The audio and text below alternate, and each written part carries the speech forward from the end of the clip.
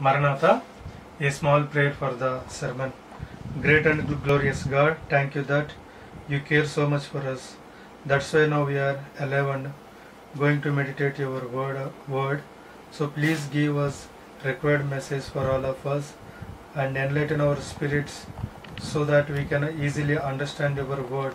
In your mighty name we are praying. Amen. Once again, Maranatha to all. Today's topic is God's net and Satan's snare. So before we are going to meditate the word of God, just take two portions from the Bible. First one is from the book of Habakkuk. From the book of Habakkuk, chapter 1. Habakkuk, chapter 1, 14th verse from up to 17th verse. From the verses 14 to 17 verses. You make mankind like the fish of the sea, like traveling things, and makest men as the fishes of the sea, as the creeping things that have no ruler over them. They take up all of them with the angle, they catch them in their net, and gather in their drag. Therefore they rejoice and are glad. Therefore they sacrifice unto their net, and burn increase unto their drag, because by them their portion is fat, and their meat plenteous. Shall they therefore empty their net, and not spare continually to stay the nations? Another portion is taken from the book of Luke, chapter 5, verses 4 to 11, from the 4th verse to 11th verse. Now when he had left speaking, he said unto Simon, Launch out into the deep, and let down your nets for a draught. And Simon answering said unto him, Master, we have toiled all the night, and have taken nothing. Nevertheless, at thy word, I will let down the net. And when they had this done, they enclosed a great multitude of fishes, and their net brake. And they beckoned unto their partners, which were in the other ship, that they should come and help them. And they came and filled both the ships, so that they began to sink. When Simon Peter saw it, he fell down at Jesus' knees, saying, Depart from me, for I am sinful man, O Lord. For he has astonished and all that were with him at the draught of the fishes which they had taken. And so was also James and John, the sons of the Zebedee, which were partners with Simon. And Jesus said unto Simon, Fear not, from henceforth thou shalt catch men. And when they had brought their ships to land, they forsook all and followed him. So these are the two verses or the two scriptures which refers the one side is God's net and the another one is Satan's snare. So two nets which are cast upon the human world. The first net is God's net, which is the gospel net, and the second one is the Satan's snare. So Satan's snare is the actually mean for a trap for the catching the men. A trap or the snare is wickedly dangerous thing, so that is to be avoided. Here we can look at the God's net.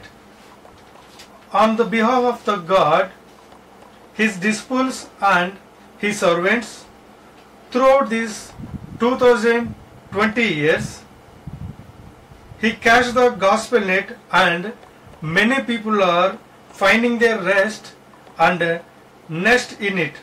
At first, when Jesus called the Peter, Simon, he told to them, I will make you fishers of men, and now on you will catch men. From then successors also did the same thing. So it's a huge dragnet. Many types of humans are coming into it in all times. So the God's net is so safe, and the God's net is holy and pleasant, pure and heavenly. So when we are in the God's net, we can feel we are in the safe zone. So we can feel that we are in the protected zone. So when we are in the God's nest, Satan can't do anything. So Satan's always luring the people. Satan's very purpose is luring the people, and believers alike is to take them away from the God's net. He wants to take away from the believers and the men who are with God, so permanently. So when the man moves away from the God, the results are resulting in their physically and spiritually death. So when God moves away from the man, or the man moves away from the God, the results are death. It may be physically or it may be spiritually.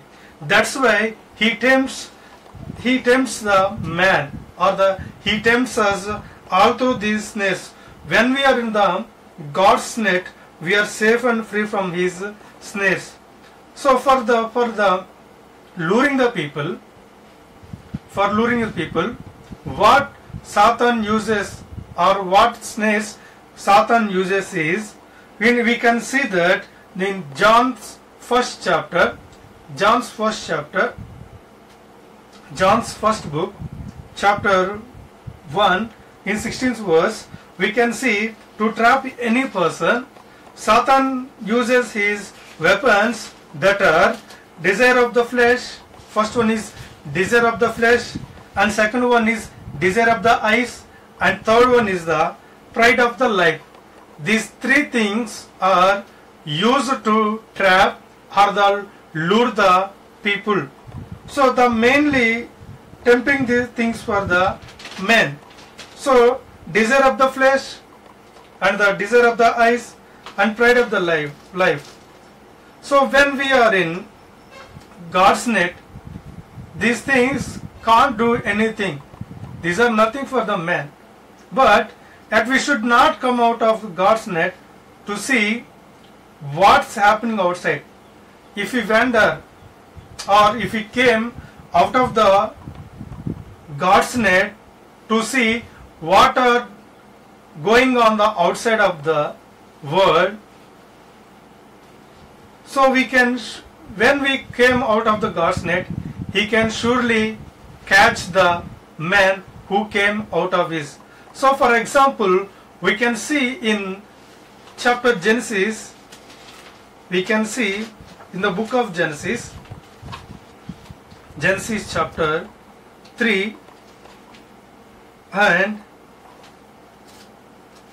from the third verse we can see that, but of the fruit of the tree which is in the midst of the garden, God hath said, Ye shall not eat of it, neither shall ye touch it, lest you die. And the serpent said unto the woman, Ye shall not surely die, for God doth know that in the day you eat thereof, then your eyes shall be opened, and you shall be as gods, knowing good as evil. So here, God gave an order to the Adam and Eve that you can rule this Eden, but you cannot eat the fruit which is in the midst. So, but when the Satan came, and the Satan uses his trap, that is, he lured the Eve, the woman. What Satan told to the woman is, when you ate that fruit, you are not supposed to die. when you eat that fruit, your eyes will be open, you will get good knowledge, and you are equal to the God and the angels. So the woman falls into his trap. He started to eat the fruit, and he shares that fruit to the man Adam. So automatically the Adam and Eve came out of the God's net, so that the Satan catch the persons very easily. The prophet Amos said, in prophet Amos write that the book of Amos, 3rd chapter in 16th, he wrote that, does a bird fall into trap on the ground without any bite? So without any bite, does the bird fall into net?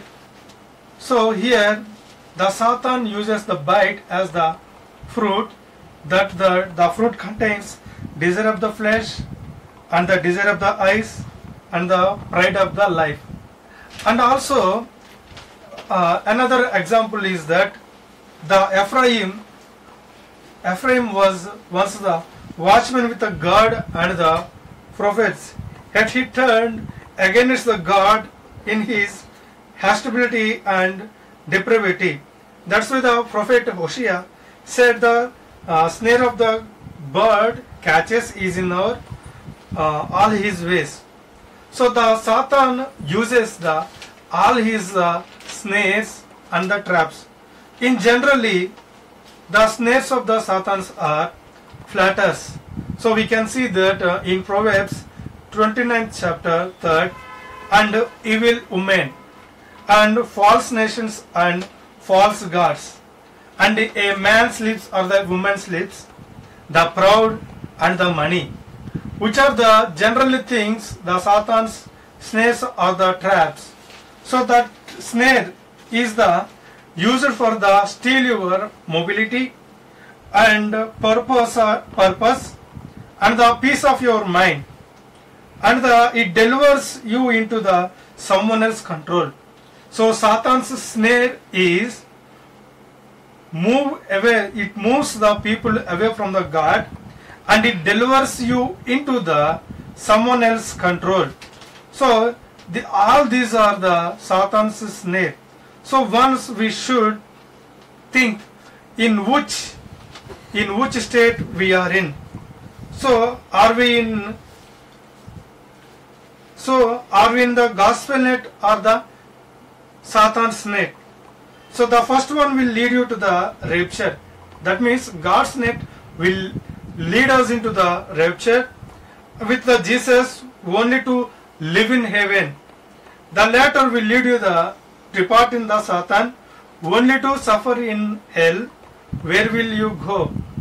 So where will you go? We have to decide. If you understood you are in the Satan's snare or in the Satan's snare, you should confess your sins. So if we confess our sins, God will definitely, He will lead into the God's net. And who acknowledges the desires, and I will choose the God instead of the sin. So these are the things we should profess, these are the things which you have to confess in front of the God. So who are already saved by the God, God gave the some work. So when the God make the Simon Peter, he makes like fisher, he makes them fishers of men. He makes the fishes the man. So fishers of the man. So the job of the experienced believers is to draw more fish into the gospel net. He should carefully go out and rescue the people from the Satan's snare. So the knowledge of the Holy One is the true guide, that is the Holy Bible, and the wisdom help us come home safely after the rescue operation. The Almighty has given us dominion over all the subtle snares of the wicked fiend. So may the Heavenly Father give us all such wisdom and power to win all over the snares of the Satan and bring more and more people into rapture meet. These words will bless in our heart. Amen. Closing prayer. Oh Heavenly Father, thank you for giving this opportunity and the words which we are learned in this session. Please bless it on our hearts and give knowledge to store in our mind and our heart. Give strength to walk in our path with our along with the word.